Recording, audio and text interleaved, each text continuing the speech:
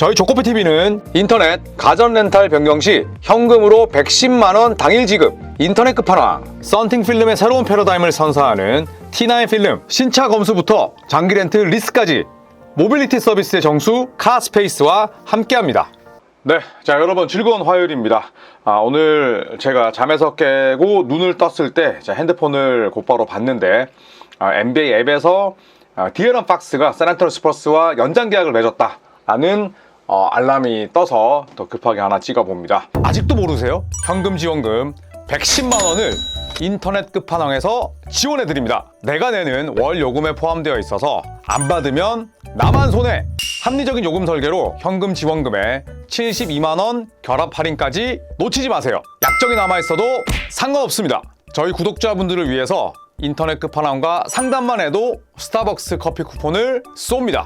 혹시나 현금 사은품을 더 주는 곳이 있다면 차액 150%까지 보상한다고 하니까 이 좋은 기회를 놓치지 마십시오. 다른 곳 알아볼 필요가 전혀 없습니다.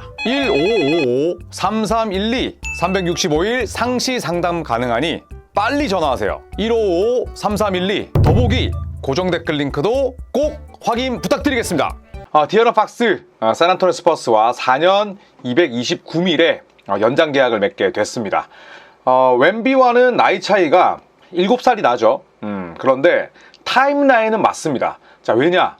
일단 디에런 팍스 같은 경우에는 오는 25-26 시즌까지는 이전 연장 계약의 마지막 해이긴 합니다. 네, 그리고 26-27 시즌부터 새로운 연장 계약 첫 해를 맞이하는데 2026년 여름이면 빅터 웸바냐마도 이제 제한적 자유계약 선수로서 연장 계약을 맺을 수 있는 그런 자격을 얻게 됩니다. 자, 그렇기 때문에 디에런 팍스를 데려왔을 때 웸비와 나이 차이는 나지만 타임라인은 맞다라고 이야기한 것이 결국 연장 계약의 시점이 비슷하기 때문인데, 어쨌든 디에런 팍스는 연평균 57밀을 받는 고액 스타로 거듭나게 됐습니다.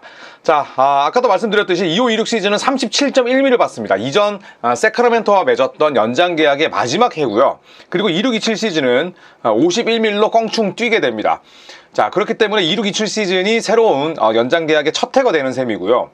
그리고 27-28 시즌에는 55.1밀까지 셀러리가 늘어납니다.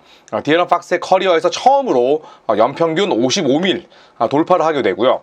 그리고 28-29 시즌은 59.2밀로 더 증가합니다.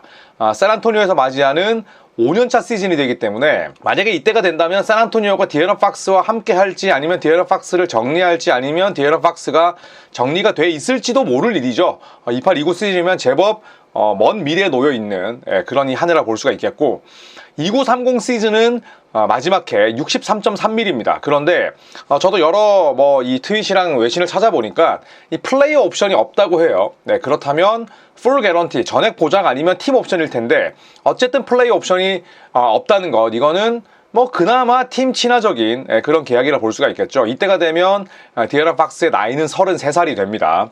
자, 총액은 정확하게 말씀드리면 228.6밀이 되고요. 그리고 텍사스주는 그동안 디에런 팍스가 뛰었던 세크라멘토의 캘리포니아와는 다르게 소득세를 부과하지 않습니다. 그래서 직접적으로 수령하는 금액은 훨씬 더 크다, 이렇게 볼 수가 있겠죠. 디에런 pak스 24-25 시즌 샌안토니오로 트레이드가 됐었죠. 17경기를 뛰는데 그쳤습니다. 34분 활약을 했었고요. 19.7득점, 6.8 어시스트, 그리고 4.3 리바운드, 1.5 스틸을 기록을 했었는데, 자, 손가락 수술 때문에 제 컨디션도 아니었고, 그리고 디에런 팍스는 처음으로 시즌 도중 트레이드를 경험한 거잖아요.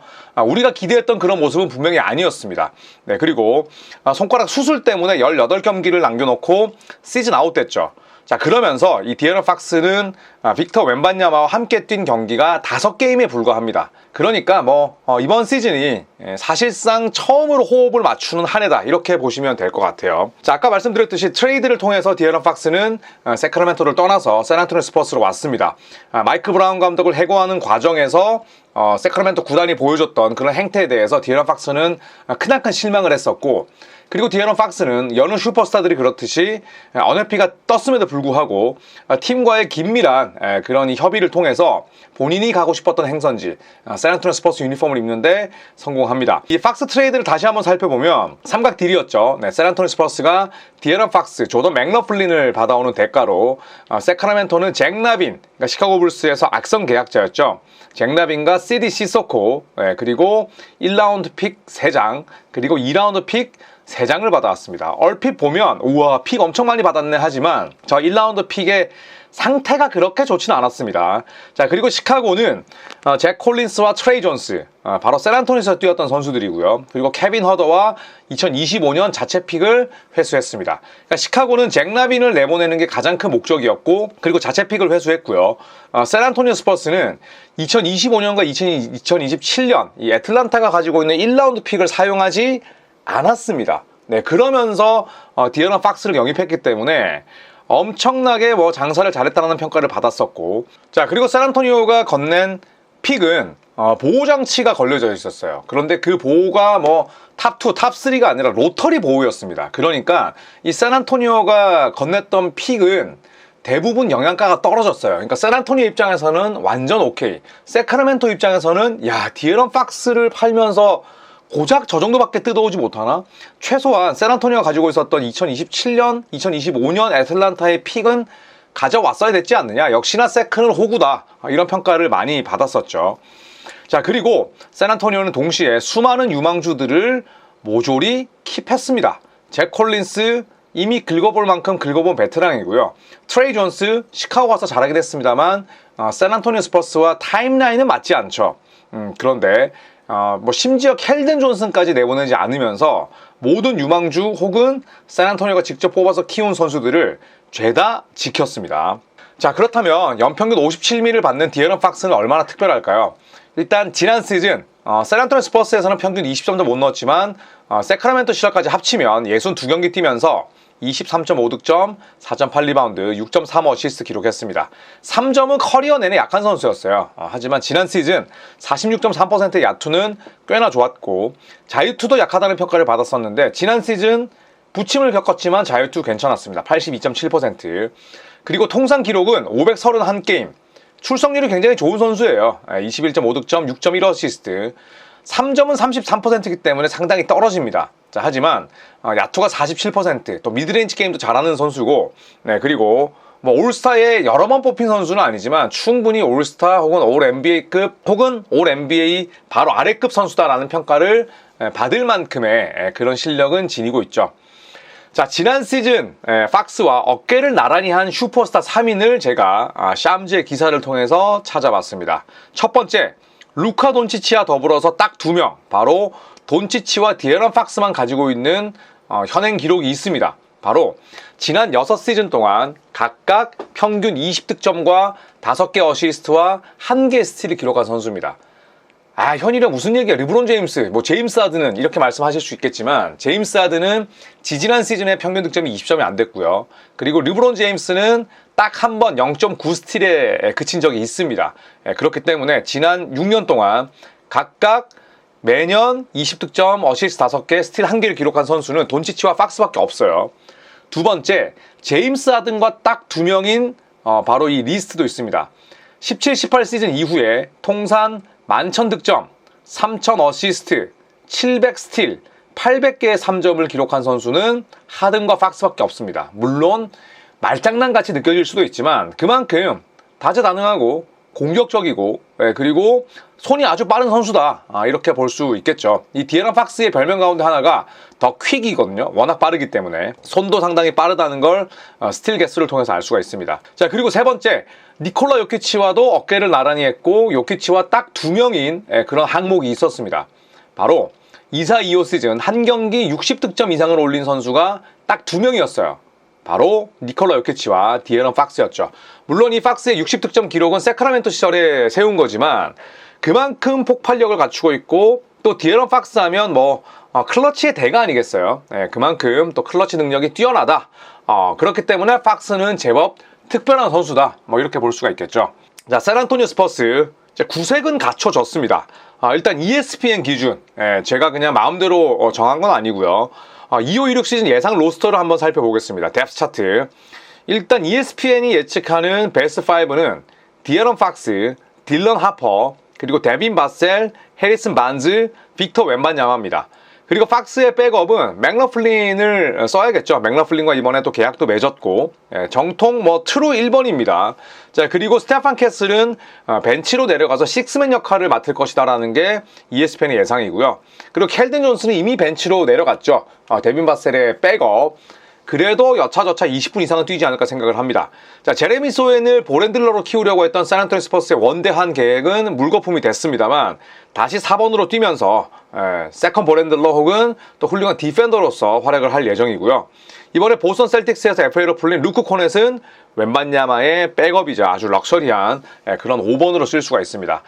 세컨 유닛과 서드 유닛 사이에 있는 선수들도 굉장히 많아요. 보통은 세컨 유닛과 서드 유닛의 차이가 큰 경우가 부지기수입니다. 자, 그런데 샌안토니 스퍼스는 흔히 말하는 2.5 유닛짜리 선수들이 많아요. 줄리안 샴페니, 그 다음에 이번에 드래프트를 뽑은 카터 브라이언트, 벌써부터 좋은 평가 받고 있죠. 그리고 빅터 웬반야마와 해리슨 반즈의 백업으로 뛸 수 있는 베테랑 켈리 올리니, 슈터 역할을 할 수 있는 린디 워터 3세까지 상당히 로스터가 두껍습니다. 이렇게만 해도 14명인데 이 14명이 언제 로테이션에 들어가도 이상하지 않습니다. 구색은 충분히 갖춰졌다고 볼 수가 있겠죠. 자, 이제 2025년 여름인데 1년 뒤 2026년 여름은 어떨까요?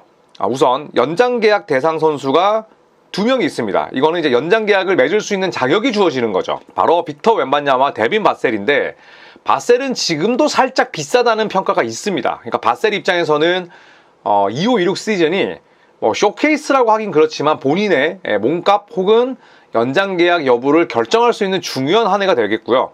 개인적으로 예상하자면 데빈 바셀과는 연장계약을 맺을 수 있는 자격이 주어져도 저는 계약을 맺지 않을 거라 생각을 합니다. 웬반야마는 지구가 둘로 쪼개져도 당연히 웬반야마와는 연장계약을 맺어야겠고요. 그리고 2026년 여름에 자유계약 선수 목록을 살펴보면 그렇게 무게감이 높지는 않습니다.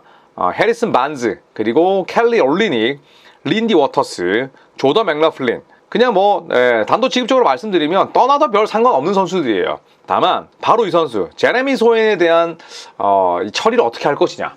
제레미 소엔 역시도 이제 RFA 제한적인 자유계약 선수가 되는데 현재까지의 행보만 놓고 보자면 딱히 샌안토니 스퍼스가 많은 돈을 들여가면서 또 많은 공을 들여서까지 가져갈 필요는 없어 보이거든요. 그래서 제레미 소엔에게도 2516 시즌은 굉장히 중요할 것이다 라고 생각을 합니다. 자, 이렇게 로스터를 살펴보면 연속성이 쫙 있죠. 디에런 팍스, 그 다음에 딜런 하퍼, 스테판 캐슬, 여기에 빅터 웬반야마, 또 켈든 존슨까지 길게 루크 코넷도 마찬가지고 제법 긴 연속성, 한 3년 정도, 2, 3년 정도의 시간을 갖고 투자하고 시험해보고 또 도전할 수 있는 그런 로스터를 구축했습니다. 이럴 때마다 좀 아쉬운 게 이제 미치 존슨 감독이 아니라 그렉 포포비치 감독이 지휘봉을 잡았더라면 이 로스터를 어떤 식으로 버무렸을까 하는 좀 아쉬움과 기대감이 참 묘하게 공존하는데 결국 샌안토니 스퍼스는 미치 존슨 감독의 역할이 중요하다. 이제는 감독 대행이 아니라 감독이기 때문에 이 수많은 재능들, 맛있는 반찬들을 어떻게 멋지고 맛있는 요리로 만들어내느냐, 이건 결국 저는 감독의 역량에 달려있다 라고 생각을 합니다. 제가 얼마 전 라방에서 티어 4로 4티어로 샌안토니 스퍼스를 놨었는데 부디 제 예상이 틀리길 바라면서 디에런 팍스 관련 연장계약 소식은 여기서 마무리하도록 하겠습니다. 자, 오늘도 컨텐츠는 많이 올라가고요. 한 해 통틀어서 2025년 8월이 가장 NBA 소식이 적습니다. 하지만 저희에게는 NBA의 새로운 일정이 발표되는 8월 중순이 기다리고 있죠. 그리고 손흥민 선수가 LAFC로 이제 거의 이적을 했다는 소식이 나왔는데 LAFC에 저와 아주 친한 직원분이 계십니다. 그래서 LA 레이커스와 클리퍼스, LAFC까지 같이 볼 수 있는 그런 상품도 기획하고 있으니까요. 많은 기대를 부탁드리며 이 컨텐츠 여기서 마치도록 하겠습니다. 고맙습니다.